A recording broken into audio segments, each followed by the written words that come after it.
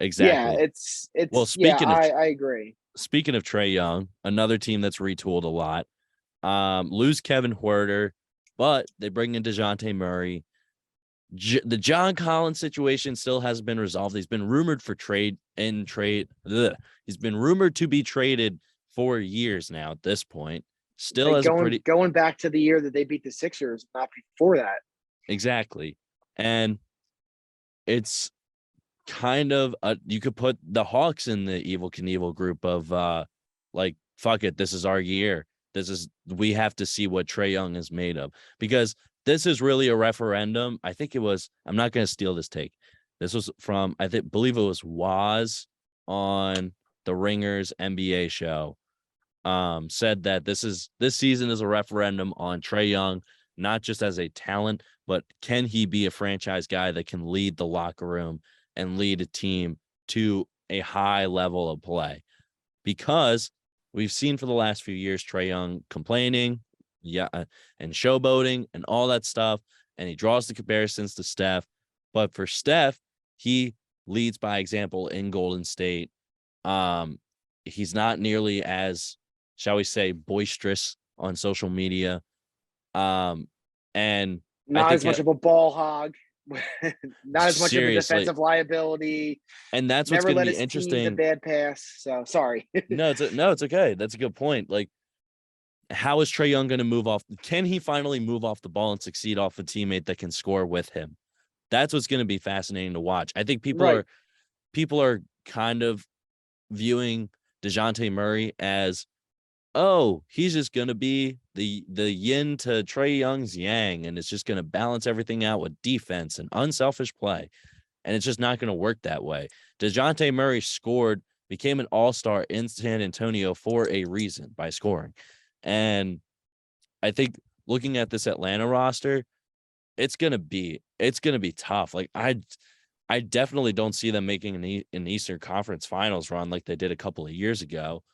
I maybe they get to the second round, but even then, they're going to be fighting against some tough teams that are more physical than them, and or a team like Milwaukee, who has Giannis, that's just going to stomp all over inside the paint against those guys that they have down low.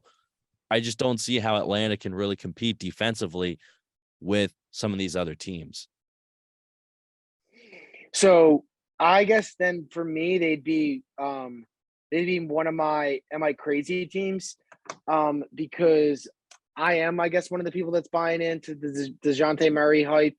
I think it's going to hurt not having Pop as his coach because people you can't underestimate what Pop does to put players in good situations and how he helps them become better basketball players. And even those that don't necessarily succeed with them, like I'll be very interested to see what Lonnie Walker does in the Lakers or anybody that's left that roster over the last year or two to see how they develop a little bit more because Lonnie Walker had so much hype and everything. And I just that's sorry, that's just one case. Anyway, but I think I'm one of those people that maybe I am crazy that's just buying into all this hype of the Hawks because um, now not only do you have someone that can cover Trey's liability on defense, you also have another creator, another ball handler.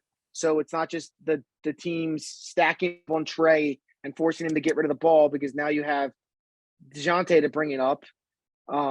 You like you said they lost Herter, but I mean the roster was becoming a little bit kind of gluttonous per se. Like there was just too many mouths to feed. The John Call situation, yes, I think could have a negative effect, but I think that that'll hopefully get resolved earlier.